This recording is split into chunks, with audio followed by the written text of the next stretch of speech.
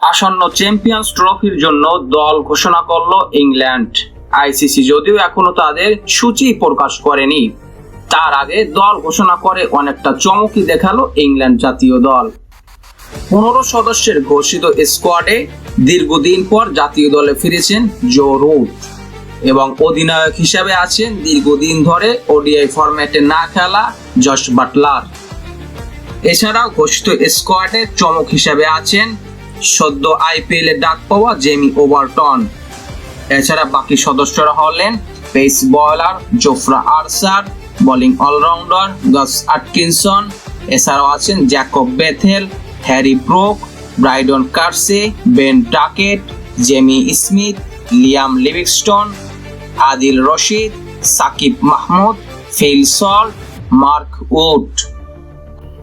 এছাড়া ইনজুরির কারণে দলে জায়গা পাননি টেস্ট দলের নিয়মিত অধিনায়ক বেন স্টোকস, যা ইংল্যান্ড দলের শক্তি কমাবে।